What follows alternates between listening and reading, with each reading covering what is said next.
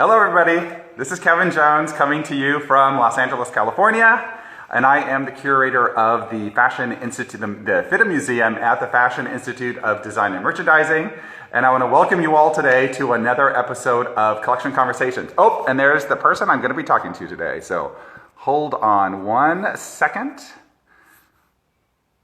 Here we go. She's coming, she's coming, she's coming. Hopefully. There we go.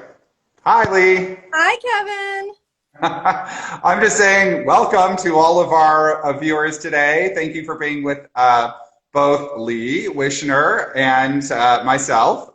Good morning to those on the West Coast. Good afternoon to all of those way over on the East Coast. And good evening to all of the rest of the world. Whatever time zone you're in, welcome. That's right. We're glad you're here with us and the magic of the internet. You know, thank you, Instagram Live. So, Leigh, are we talking about anything today? Well, nothing important. You know, just a day in the life, right? Right, exactly. Kind of the day in the life. You know, we talk about our days all the time. We obviously interact, and we're doing so safely now. So we are going to talk about just kind of the generic day-to-day office work and the different projects we're working on and things like that. And sometimes it's incredibly glamorous, and other times it is incredibly mundane. Oh yeah, oh yeah. No, that's the illusion. And a very kind person wrote to us recently for some expertise that we doled out, because that's a part of our job also, is helping the public with some questions about things in the collection. She wrote a very nice thank you and said, you know, if you've done your job right, it doesn't look like anybody can tell all the hard work that you've done. And that is basically what a museum professional's world is all about. All the behind the scenes stuff that nobody ever gets to see. You just walk into a beautiful exhibition and you think, wow, it must be just so glamorous to live this life of museum curation. And they haven't seen about like 2 hours before the exhibition opens that we're ripping up paper from floors and like dusting and Swiffering and all that glamorous stuff. You know, it's true. Now, and I remind our director, we love her so much, Barbara Bundy. Yay, Barbara. All the time that, Barbara, we present things to you. They look glorious and all polished up and so forth, but you know, we also want our administration to understand all of the back stuff that we have to do in order to make the shiny exhibition, right, or an exhibition catalog or whatever, because there are hours and hours of, you know, late night, no sleep kind of situations, and we're not complaining. We're not complaining. Not in the least. It is true that aspect of the invisible. You know, it's like we are to be invisible because we're really championing the objects. We're pushing the objects out there in whatever way we can for those inspirational endeavors, the educational content, the context of, you know, objects or different objects put together. So, okay. I mean, one of the things that, I mean, we'll probably get into this more, but, you know, when people hear museums, the first thing they think is exhibitions. And that's a great part of what we do, but it's only a fraction of what we actually do. Right. And most museums, most of their time is spent, you know, with a lot of other projects that may wind up being an exhibition or a catalog, but it's much more than that, much more. So. And we do our Hollywood exhibition each year, which is nice, and we kind of have that down. But each of us is working on individual projects, or we're working on group projects. Like you and I are working on something, Christina and I are working on something, maybe the office is working on something. We always have projects. And one of the things in the museum field that I find is it's always about anticipation. It's always about the future. You're always working on something that's going to come out. You know, and we get asked all the time, hey, when's that book coming out? Well, can you wait 6 more months? You know, I mean, it's just, it's always the future. You know, my whole mind is geared toward the future. It's not it's not now. And all of a sudden when the future becomes now and we get to actually walk into the physical exhibition or hold a book, it's kind of odd. And it's a bit depressing because you've kind of gotten to the end road. Right, and you've already moved on to the next future project. So that's, you know, it's, you Yeah. know, no moss grows on you. You know, you're always moving, you're always moving to the next thing. And you do have to have that lead time of planning, you know, Lots. as you know, fashion exhibitions generally take 5 to 6 years to plan. Something that's really meaty and in depth and maybe a different Yeah. topic that somebody hasn't Yeah. looked at before, definitely. But that's also how you contribute. Yes, yes. And so we're fortunate that we do have the opportunity to do more intimate presentations, smaller scale exhibitions, you know, a couple times a year using our collection, which is, you know, that's the amazing thing about our museum for the most part. I mean, actually, I don't think I haven't witnessed a loan come in for anything that we're working on in-house. And I know that's a rarity. It's a great thing to be able to have the depth of a collection to draw on, to go in a lot of different directions and do a lot of different programming or educational mission. So. Well, and since we're being completely open and honest about what it's like to work in this museum, and every museum is similar and every museum is different. You know, there's always different governances, there's different, you know, collections, there's different ways of thinking, there's, you know, it's all that. The bigger staff, smaller staff. So for us, one of the reasons why we like to champion our own collection, all of the Hollywood exhibition is on loan. That we don't own any of that, and we rarely acquire anything just because we don't have the volume of storage to store it. Right. But our main collections, you know, to be able to draw on those is because of money, really. Mm-hmm. You know, it's incredibly expensive to borrow something from another institution. We're tapped all the time for loans. And you know, and bless the heart of all those other institutions that do borrow from us, because it is expensive. You know, you think of the time for prepping it, to doing all the paperwork, if there's custom mounts that have to be created, the crating that has to be done, the shipping, the insurance, couriers traveling, installation, you know, all of that. And then you got to do it in the reverse once the exhibition comes down. I mean, it's incredibly expensive.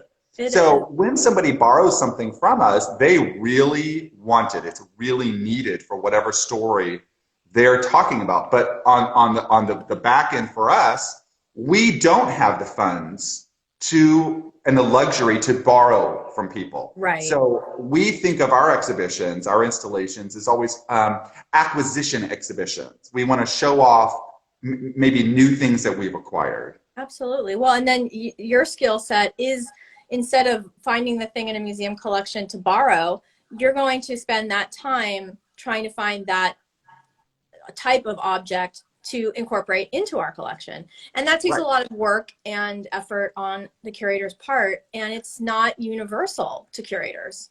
I mean, that's my experience, is that, you know, it is easy to borrow if you have the funds and you know that this collection over here has what you're looking for, and you can just, you know, write to the director of the museum and have the registrars work out the loan agreements and have the curatorial team come and install it. If you can have, if you have those resources, then it is, you know, borrowing from other institutions is nothing. That's a very good thing.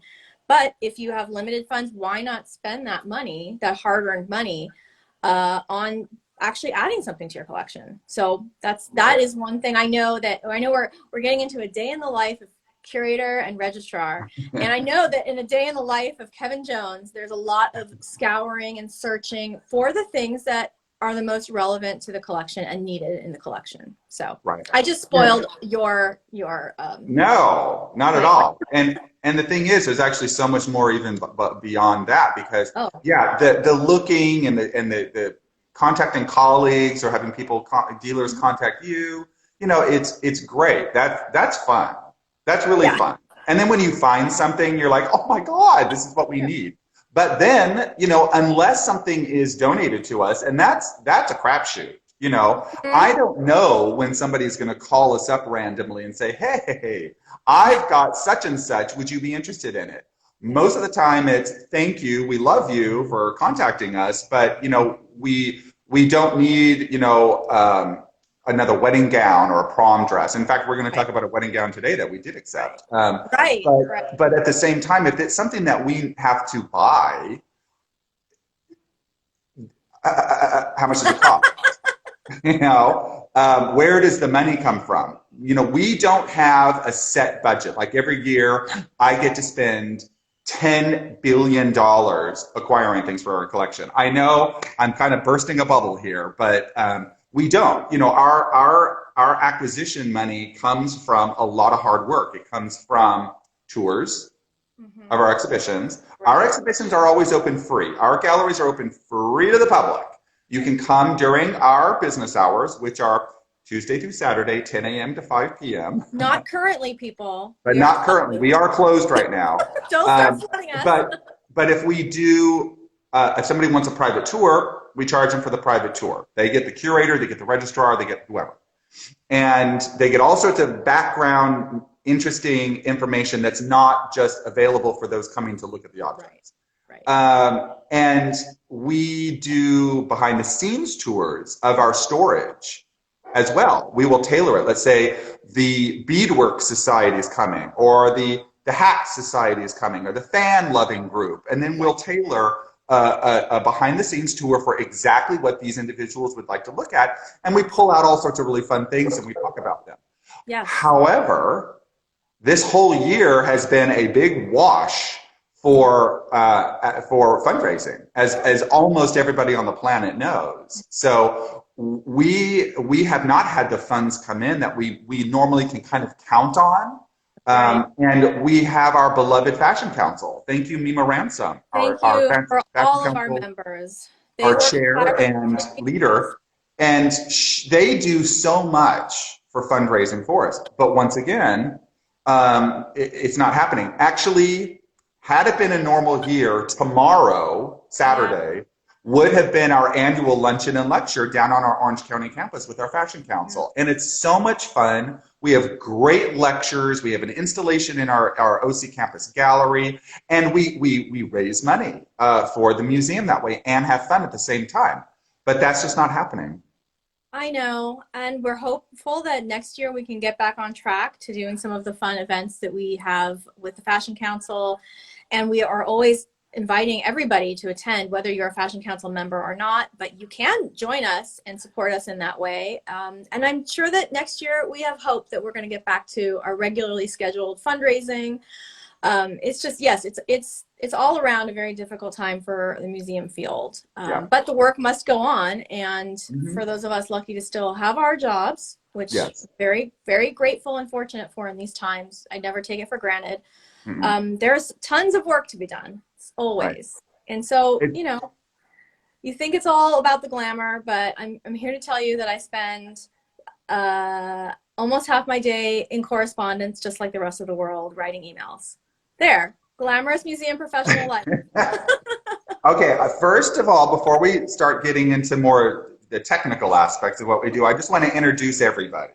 Great. So I can't quite remember this woman's name. Do you remember this woman's name? I don't know, but you should give her a raise. She looks like she's working really hard. So here's Leigh in her office. And I'm only showing part of the office because actually the office is filled with boxes of objects waiting and in the middle of being processed. Yeah, I just sleep in one overnight. I just clear it out and I just lie myself down in one of those 60-inch boxes and yes, exactly. We all have areas under our desk where we live, right? Yeah, we do. Okay, so here's Leigh. And Leigh, you started out first as our museum coordinator. Yes. And can you just explain what a museum coordinator is, and then we'll go into the other aspect. It's a jack of all trades position, as many museum positions really are, at least in smaller institutions. The coordinator position is primarily devoted to two things, which is managing finances, coordinating the financial efforts of the museum, and also managing events. So when we did have big openings for our Hollywood exhibition or our Emmys exhibition, I would handle the logistics and coordinate all the events that we do with the public. So that part of my job is a little quiet right now. We'll see what happens in the future. But yes, so that's the coordinator position. And plus there were other things I would do, all other assigned duties. But that was my favorite phrase. Yes, your favorite phrase. I think that is the summation of that role. Okay. So that's kind of kaput right now. Right now. Because the gallery's closed. We're not, yeah, we're not really doing events or anything. We hope perhaps to open the galleries again next April. Yes. Mid-April or so. We're hoping. Right. Do not quote me because we just don't know what's going on with the whole rest of the world, but we're keeping our fingers and toes crossed. That we're able to welcome everybody back, and we'll have all sorts of new ways of navigating our galleries and so forth. So okay, but we had Megan Hansen, and I don't have her photo with me because she's no longer with us. She had decided to retire from the museum, and what happened to you? I got to be Megan, or at least I am learning how to be Megan. You're the new Megan. I'm the new Megan. I was the new somebody before, but now I'm the new Megan, and I am in awe of everything she did. I mean, I was in awe even when I worked with her, always in awe of the organizational skills, the knowledge, depth of knowledge, and her unflappable attitude was something I aspire to. Cool as a cucumber. Never saw her get upset about anything, truly. I was like, I gotta learn from this woman. And when she decided to leave, I was fortunate to sort of slip into this role. And so I confess, I did not study to be a registrar. I am learning it on the job. I feel very lucky to have this opportunity to learn. And there, Megan joined us. Hi, Megan. She's gone, but never gone from the Fidham family. Right. And hopefully we get to work with her in some capacity again in the future. But in the meantime, she left me, and I'm just going to show you this really quickly. She left me this manual on how to be Megan, or AKA how to be a museum registrar. And it is deep, deep, deep. I have so many pages, and I'm working my way through every single one. I swear, it's like a New York Best Time seller, right? It is. It is. It's very, very, it's like my little Bible. And if I have any questions, I can also still reach out to her. But so I should probably just say, what does a museum registrar do? Again, it's a jack of all trades position, but I'm primarily focused on record keeping for objects that are in our collection or entering our collection or going out on loan from our collection or coming into our museum on loan. So right. It's a lot. I interface with a lot of different, we are a one department museum. That's another thing to point out about the museum field is depending on the size of your institution, you can have multiple departments that are focused on individual aspects of museum work. When I worked at LACMA, we had an entire registrar department, and they handled registration for the most part. We don't have that large staff. We have flexibility to work in different areas, but yes, I am responsible for all of those things.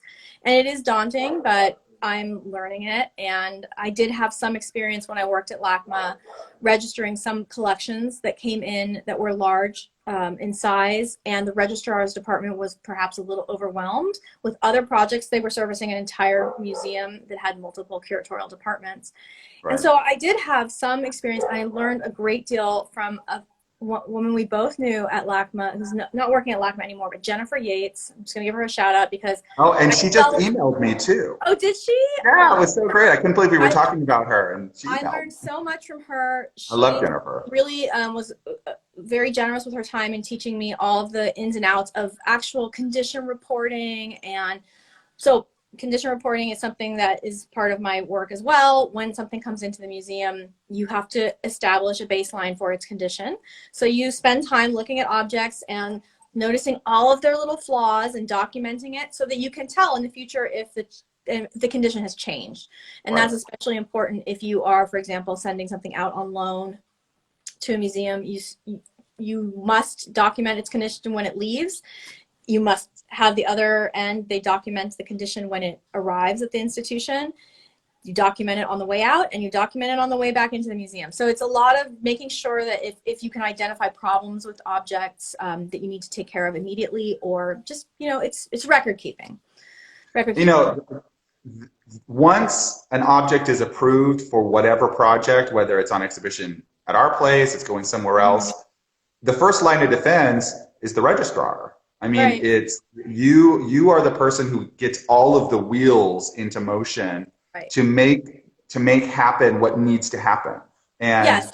And that's it's only after the curators do their work, which is to approve the loan, examine the object, and bring in the collections manager to pull the object and take a look at it, document, what if it needs conservation or not. And then, yes, I would kick into gear in making sure that I get the proper loan paperwork out, receive it, make sure I work with the other team on how it's going to get to the institution. And it's a lot of little fussy steps that must be done. and it's not just happening with us, it's also happening at whatever other institution. Right. I mean, there's a Right. parallel going on. Absolutely. And that's another springboard into one project that we are all working on currently, which is sporting fashion. Mhm. And I've been very fortunate also to work with an amazing registrar at the AFA, American Federation of Arts, who's helping us travel the exhibition. Her name is Anne Riley, and I'm learning a lot from her too. But yes, it's a lot of almost a collaboration between these registrars in different institutions to make sure that we care for the objects and get them where they need to be. And that includes within the museum as well. So I have to say, one of the things that's really interesting about the pandemic, COVID, being sheltered at home, as everybody knows, is Zooming. We have Zoom meetings nonstop. But I have to say, one of the things that's really come out of all of this is how great Zoom meetings are for when you're working on these kinds of projects. Yes, email is great, all that kind of stuff, and that still goes on. But we have weekly meetings with the AFA to go over all the next week's worth of details or problems or great things that are going on with the other institutions where the show is going to be traveling. And to be able to have that kind of FaceTime is something that, had the pandemic not happened, I don't think we would have developed this. And agree. it certainly does help those relations and the work that has to take place. Agree, 100%. I mean, this technology existed before. We just didn't feel the need to use it, and now that we have it, I'm not sure we're going to go back to just have calls. Or I think it's really a valuable tool, and it does help you get to know the team in a camaraderie building way, which I think is actually a great feature of the Zoom era. Let's call it the Zoom era. Let's not call it the pandemic era. Yeah, Zoom era. Zoom era. It does.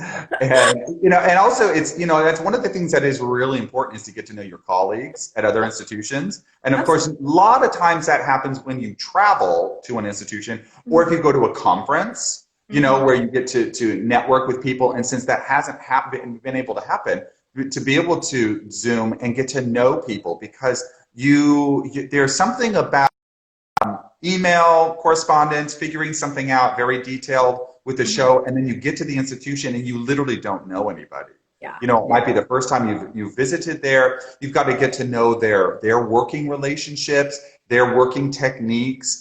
If they have like a larger institution, may have everything very, very hierarchical. Certain people move art. That's what they do, and that's their expertise. Others install the art, they drill it down, they do the custom mounts or whatever. And a lot of times those are union groups, and you have to work very specifically with their rules with the union. So it's really nice to have this. I mean, we know Anne really well. We know Michelle Ouija. She's our co-curator for this. And yet we've all never met in person, yet we know each other so well. That's true. It's making the whole process a lot easier and actually more enjoyable. Yes, I 100% agree with that assessment. So I'm glad that we are getting to know each other in this way. And I hope one day we all get to be in the same place and enjoy our hard work together. I want to introduce everybody else that's in the museum. We have a small staff. It's great. And as you mentioned a little earlier, we do wear lots of hats. So we're always helping each other. It's not just you are in the registrar's office and that's all you do. For one thing, you're a very intelligent person and you have a lot of personal interests and expertise, which, we would be kind of stupid if we didn't tap into the things that you're interested in, because it's all about the passion that is going to make any project successful, and that makes any museum successful. you know, is bringing that passion out and being able to talk with people. So, as many of our viewers know, this is Christina Johnson. Here she is in her office. She is the associate curator of the museum, and we've had conversations before, and we're going to have other conversations in the future. Right now, right here, she is working on research in our Rudy Gernrich archive, because Christina is the world authority on Rudy Gernrich. Unbelievable what this woman knows and what she has ferreted out, and she is working on a major book about Gernrich that honestly nobody ever is going to be able to top this book of the people she's spoken with, the depth of knowledge that she has. And you know, and we're fortunate that we have the archive. So like you mentioned, Leigh, it's the ability to have access to these objects that enrich. If we had to just contact all the institutions around the country and around the world, which Christina has done, about Rudy Gernrich, okay, that would be good, and that's always great information. But it is incredibly difficult to do something really in depth if you don't have access to the actual objects in front of you, and that's why, you know, this project is going to be so fantastic. So coming soon. In fact, right now we are prepping for our next photo shoot, which will be all next week, because we're continuing to shoot Gernrich pieces for Christina's book. Right. Okay. And you're also working on some pieces to photograph for our brand new website, which will be coming, you know, announcement soon. Yes. But that's another part of the curatorial work that I see you doing, which people just, you know, they think, oh, being a curator, all you do is sit around and think deep thoughts and have, you know, exhibition pin boards where you're pinning up pictures of beautiful dresses and things like that, and then it's done, you know. No, you're in the trenches. You're upstairs rummaging through boxes, not rummaging carefully with, I don't know, decide you're wearing gloves or not. And you're getting in the trenches doing kind of the grunt work that we all do. We all do. Let's face it. I've gotten really good with the drill, you know. Yeah. You're very good with the drill and the wire, and you know, yes, it's a very I mean, there's days when we just know we should not put on our fashionable attire to show up to work, because we know we're gonna be wearing knee pads and back braces, and getting really dirty and sweaty. And then there's days when I know, like, I am gonna spend all of my day looking at a computer screen, and I might have 4 or 5 spreadsheets open at a time. You know, that's the other part of museum work. It's tracking, it's documenting, it's updating, it's a lot. It's a lot. And I'm just learning it as I go. One thing, you know, it is Friday the 13th, and I know today a lot of people feel it's bad luck, but I just wanted to focus on luck for a moment. There's, you know, an aspect of my life to this point where I've been very lucky in every step of my career. And when I tell this to friends and mentors and colleagues, they're like, yes, luck is important, but it's being prepared to do with that luck what you can. If I had this luck and not have had the experience of, you know, being prepared for it, I think that would have been a different story altogether. And I know that we've had some questions about how to get into the field and what all of our, you know, backgrounds are. And like you've just said, I think getting to work with objects is the most important thing. Getting to situations where you can start to learn from the physical objects is a recommended path. I think that's been something that's been my focus for my career, and it's never been. Mine too. I have focused on being a registrar, or I'm going to do this one thing. I think you keep your mind. My advice to people who want to get into this field is keep your mind open to any type of work, not just focus on, I want to be a registrar or I want to be a curator. Be as broad as you can, because that will help you prepare to receive a good luck. Like, oh, a position opened here. Okay, well, now not everybody can get that position. So it's one of the big differences between the museum field and academia, because, you know, the museum, I mean, the whole point is bringing people in to look at objects. and whether from your own institution or borrowed, as we mentioned before. And then in academia, it's there's a crossover, obviously, but it's really working with a lot of text. Academics in universities, unless they have their own museum, university museums, don't necessarily have can't access the objects as readily. Right. And that's there's not one better profession than another. But think about what you are interested in. Are you interested in researching texts and books and papers and archives and all of that kind of fun stuff, or are you interested in how an object was put together, how the enameling was done, how the embroidery was done, or for us, the weave structures, things like that. And then to really have that idea of what the path should be. Because there are definitely people out there that are historians and are definitely interested in the kinds of history, dress history that we're interested in, but they're not interested in objects. Right. It's an aspect of theory, of historiography. It's all that kind of aspect. And so you got to think about what fits your personality the best. Yeah, absolutely. Because working in museums can be very lonely. We do a lot of work on our own. Yes.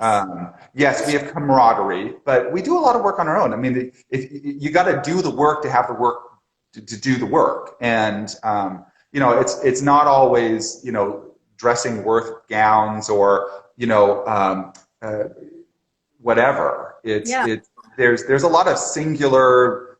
It's midnight. I'm at home and I'm researching to try to find something that I haven't been able to find over the last 4 hours, so right. It can be isolating work because we do even though we do have to wear a lot of different hats and flip from this to that, we do have our focus, each one of us, and we have certain tasks we need to accomplish, and that is in itself, you're not working necessarily on everything as teamwork. And yes, there's a lot of I go into my office and I stay there for a really long time because I have lots of things I need to do, and I might not see you for a few hours.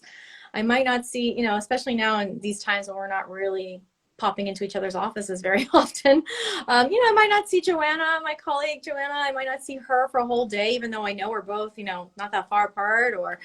So yeah, it can be a lonely path, but it's these times when we come together and work on things or share excitement about something that's just come into the collection, amazing donations that we receive, because that's, part of my job is working with, people who are donating things to our museum to get them physically into our collection, and all this paperwork that needs to be done with that. There's a lot of paperwork in museums, guys. Just gonna say, if you think it's not about paperwork, it's about paperwork. Yeah, if you don't like paperwork, don't become a registrar. I don't know if anybody says, my passion is paperwork, but it's what you have to do to get to the things you love doing. It's a small price to pay for me to have to track every single, the donor form, the loan agreement, the deed of gift, all of these things. It's worth tracking and following up and making sure everything gets done properly, because then we get amazing things in our collections.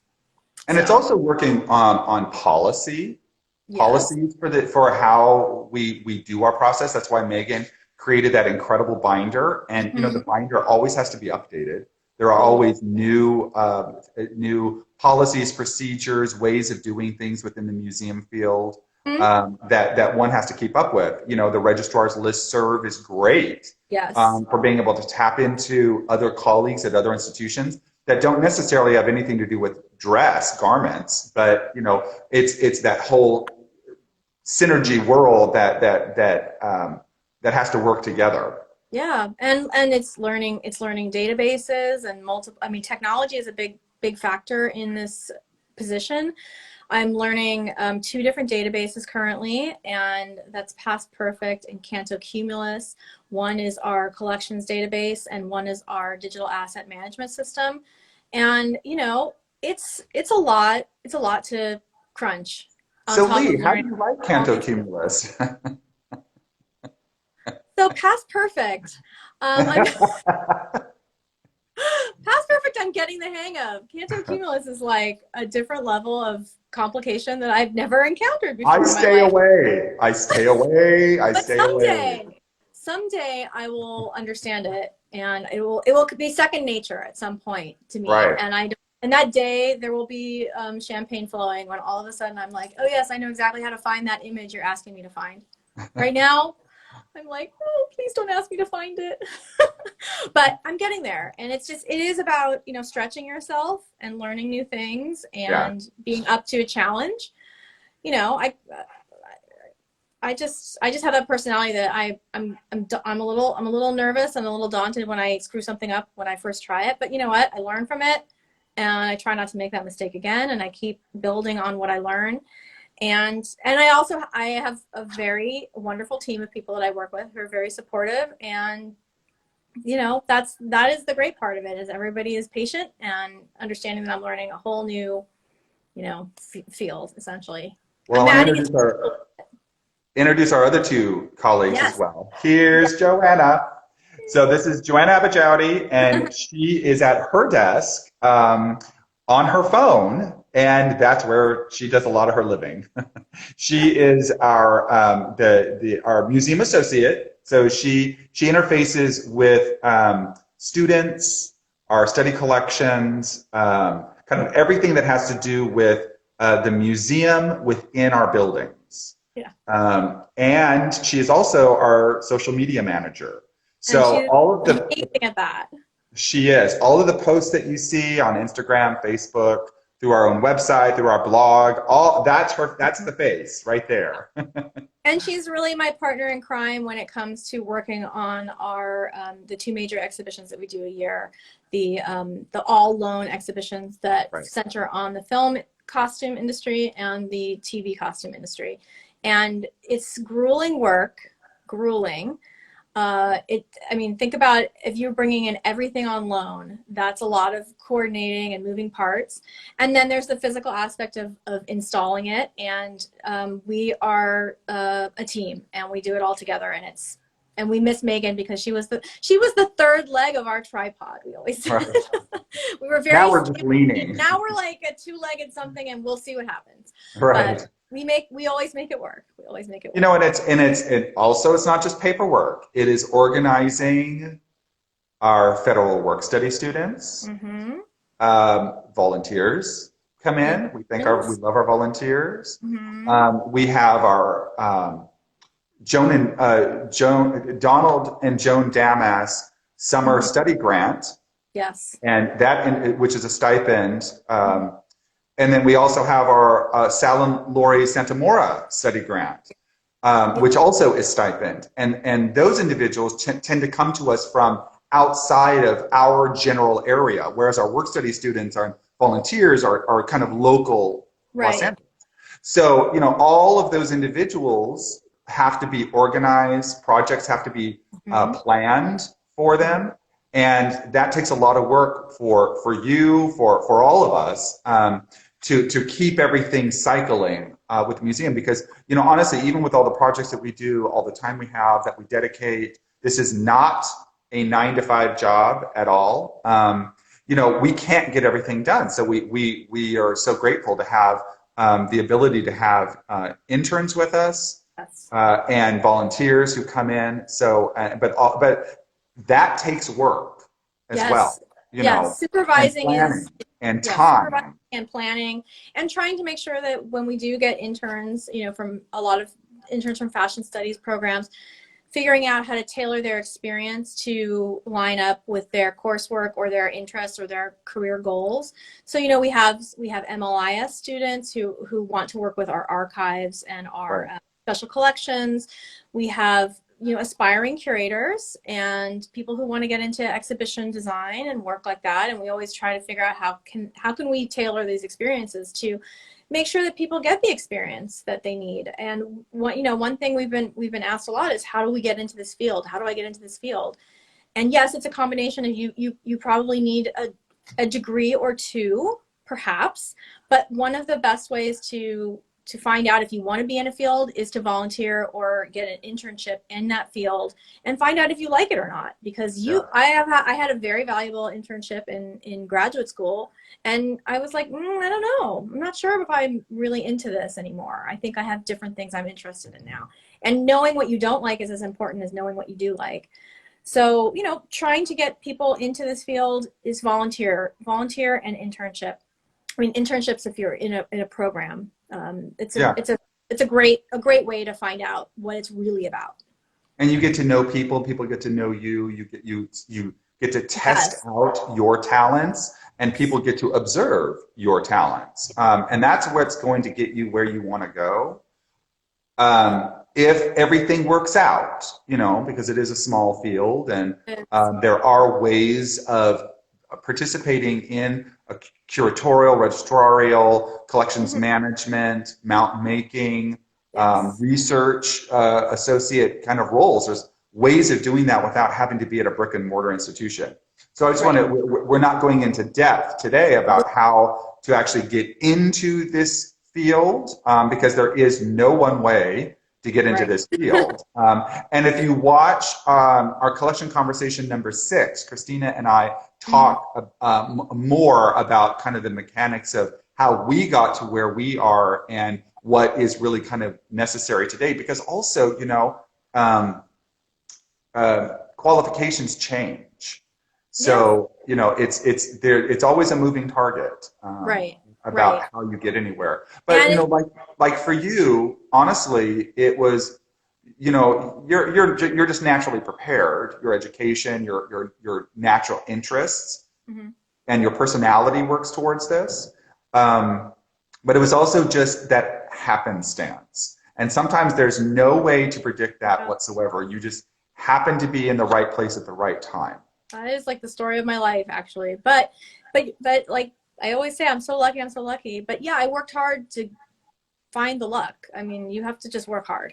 That's another, you know, be curious, be open, be willing to do a lot of stuff that you think is not your job. Also, remind yourself that, you know, maybe you have to empty the trash once in a while, and that's just part of what everybody on your team has to do to make it work. You know, it's not above you. It's just, you know, or below you. You're not above it. It's just you roll up your sleeves and dig in and work hard. And you'll find that as you network and you get more experience, it just builds on it. And, you know, you make impressions on people, and you wind up getting, you know, closer to what you want. So I wouldn't discourage people from entering this field, but I think everybody needs a dose of reality that it's a small field with a lot of people wanting jobs, and that you really have to have the passion and commitment to try to make it work for you. It's not an easy field to get into. Well, I want to introduce our 5th colleague at the FIDM Museum. This rounds us all out. This is Carolyn Jamerson. And here she is at her desk in storage, and she is manipulating a mannequin. You don't want to get near Carolyn when she's wielding a knife. No. You know, it's like the Ginsu knives. Yeah. And so Carolyn's kind of a perfect example, honestly, of an individual who fell into the museum field because of being at the right place at the right time, but also have the right qualifications. She was a graduate in our advanced theater study program here at FIDM. And Christina and I had just started trying to figure out the actual practical installation of when we did our high style exhibition about the wardrobe of our one of our founding donors, Betsy Bloomingdale. And we wanted to do invisible mounts. So all the garments were beautifully floating and so forth in the air. And so I tapped into our advanced theater program, knowing that our graduates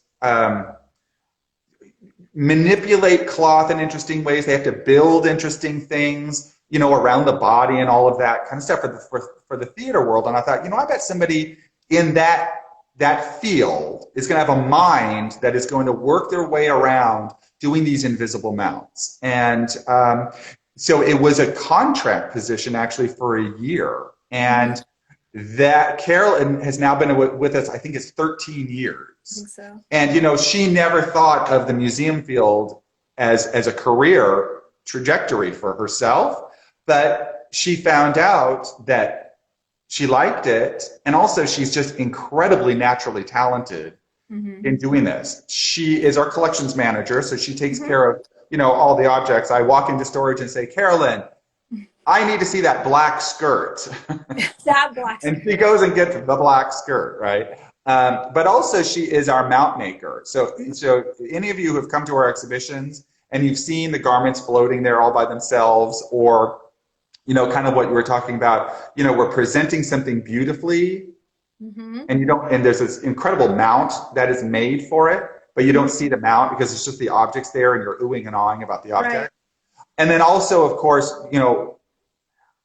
you never take a garment and throw it on a mannequin and poof, it's perfect. That does not happen 99.9% of the time.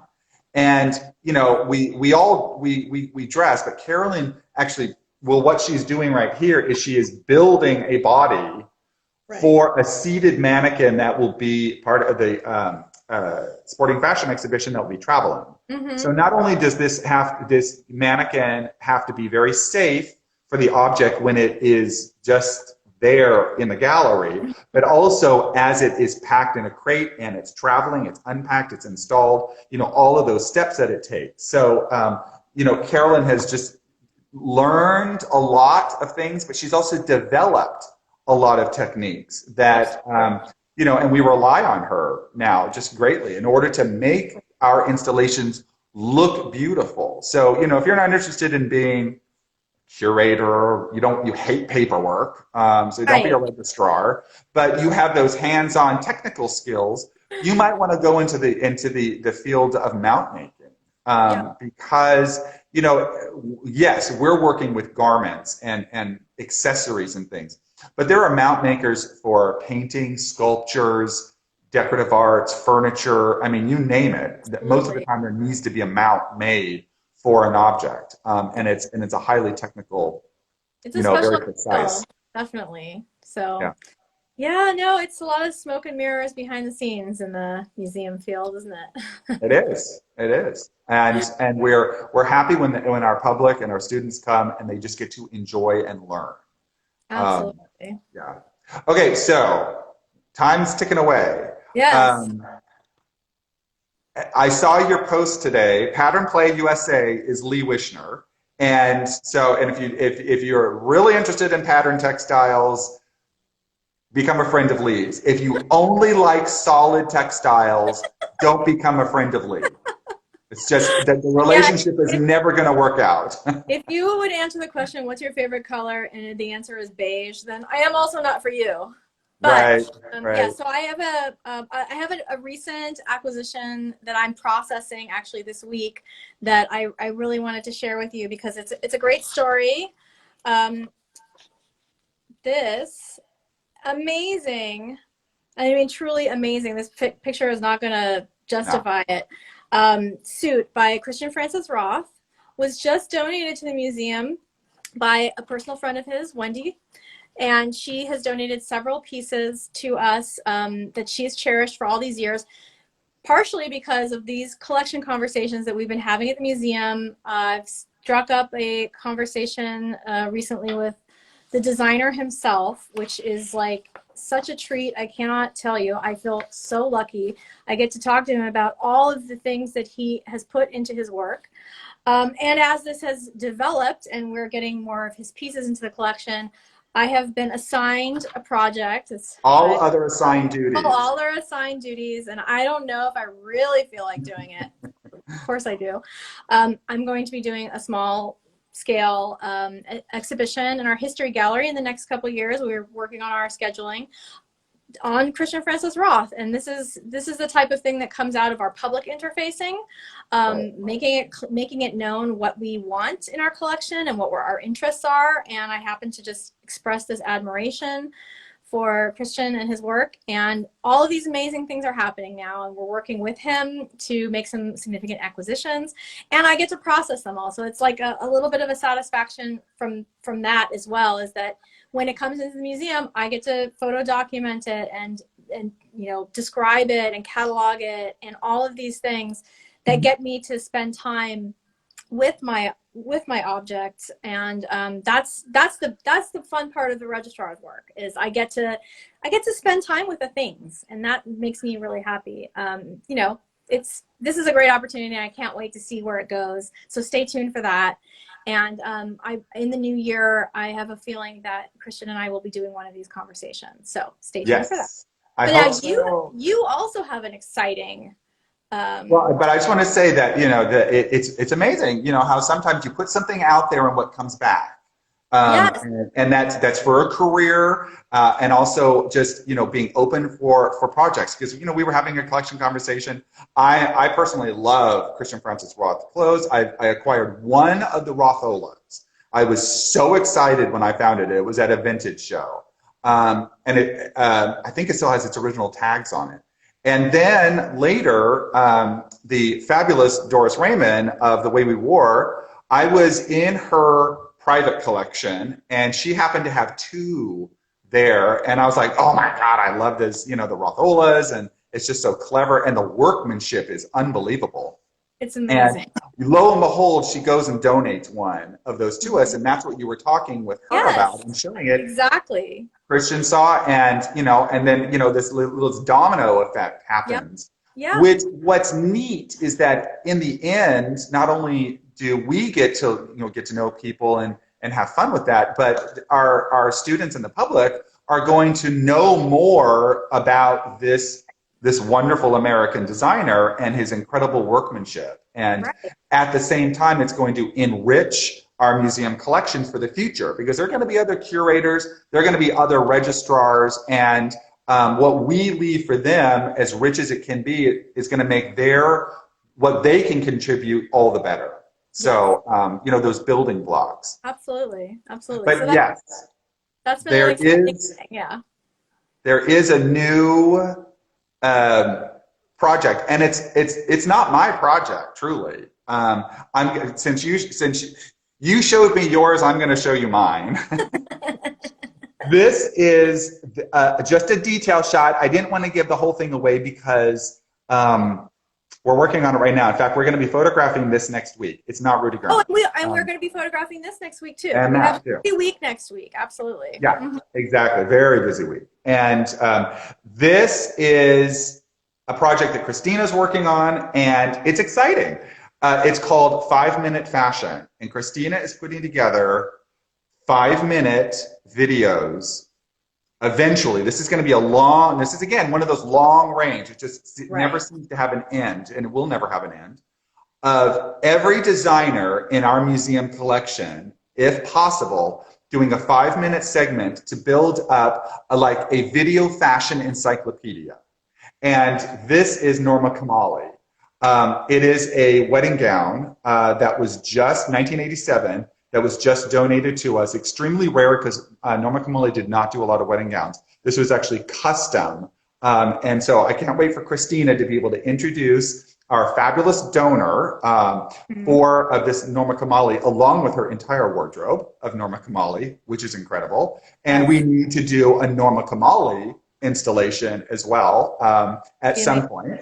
So there's so much to do. Another thing that I just want to point out real quick, as time is ticking, that within the museum field, you only have so much time. Our projects take a lot of work, a lot of time. We always have multiple projects going on.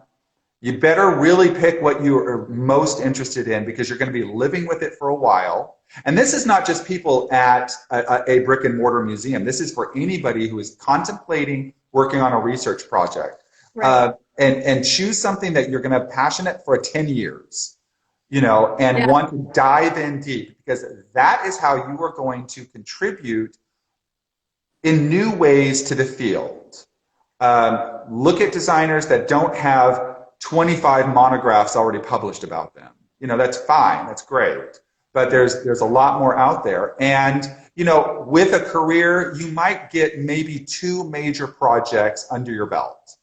And you have a whole bunch of other little things, but what are going to be what are you going to leave for the world, for the future scholars to build on as well? That's so right. just, you know, be aware. Like for you, Leigh, I know the whole world is printed textiles, and especially American textiles, and you are insanely knowledgeable about this. It's incredible.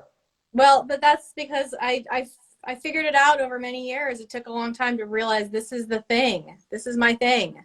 And once I found it, I acknowledged it, that this is my thing. Okay, I'm no longer a generalist. I'm now a specialist. It was liberating because I could stay up all night long researching this and not get tired and want to wake up my husband and be like, guess what I just found out? Right. Yeah, it's finding what you want and pursuing it. And I know that sounds trite, but it's a big part of it. But thinking long term and your legacy, whatever that is, I don't know. I might get a book. I might write a book. I'm trying to. If that can be my legacy, I will die very happy. But, you know, being part of a museum team and working behind the scenes and accomplishing a lot of things that don't ever get me name recognition, I'm happy to do that too. It's not about name recognition for me. It's about the quality of what I do, whether that's solo or teamwork. That's really important to me. So I kind of never got to I just have one more thing to say. I just want to say, because it's really a milestone for me, the Norma Kamali wedding dress was the first thing I accessioned to the collection. So just, it will forever be with you in your heart. Yes, it will. It will. I'll always remember it. It's my wedding. It was my wedding day. Well, and I have to say, it is the 0.1% object. No kidding. Yeah. Christina dressed it on a schleppy mannequin, and it fits as if it were made for the mannequin. The height, everything. If it were 1/8 of an inch smaller, right, we couldn't have got it zipped up. I mean, it looks like perfection. There's no padding underneath. It's astounding. So it's the 0.1% object that you just put on, and there it is, and it's perfect. That rarely happens. But magic happens at the FIDM Museum. That's right. That's right. And you know, honestly, I never got to our questions. I know our viewers sent in questions this past week. Gloves. Clean, dry hands or gloves. It depends. You know, so we do wear cotton gloves once in a while when we do jazz hands. And, you know, if you need to touch something that's got metal, and we also wear the latex gloves, you know, otherwise, yeah, keep your hands clean, you know, and try not to overhandle the objects because it's not good, the agitation and so forth. Right. But you know, there's no right or wrong really about gloves. It just depends on how you feel, and also how you have to work with the piece. Handling it in a tray is one thing. Dressing it is another thing. Right. Gloves here, no gloves here. You need to be able to feel what you're doing in some cases. And there's also a lot to be learned from feeling and touching the actual object, not necessarily through your nitrile gloves. I don't like the cotton gloves at all. I find them awkward, and I feel like I'm going to probably do more damage to what I'm touching by not being able to feel it. But the nitrile gloves are fine. I will wear those. I do wear those. But you know, yeah, if you have clean hands and you're careful, then so it's a personal preference. You know, and I know everything is on the internet, right? But I still love books. One of our questions was, what are your go-to sources? Learning textile basics. Yes. Seriously. And I know this is going to be backwards for everybody, but it's the Fairchild Dictionary of Textiles. But Leigh, it's not just about textiles. I also love the Fairchild Dictionary of Fashion. They're great. They're both great. These are fabulous. I'm always looking something up in these books. So those are kind of even my for go-tos. professionals, even for professionals, we need to reach for those books every once in a while. Right. To remind ourselves something, or be more specific about a textile structure or a detail of dress. And those are great resources, and they're easily attained. So I think those are great. I got to cut us off here because we're about to get cut off by Instagram Live. This is once again gone by very, very quickly. Thank you, everybody, for joining us today. all of the people that you met today in the Fitted Museum, we eventually are going to have collection conversations and talk about each of the individual. Christina and I have done it. Now, Joanna, or Leigh, you and I have done it. Joanna and I talked about Walter Plunkett, but I do want to talk to Joanna and have her talk to all of you about the social media world. But we have to say goodbye today. Thank you for joining us, and wear your mask. It's really, really important. I mean, we love you. I'm fogging up. Bye-bye. Bye.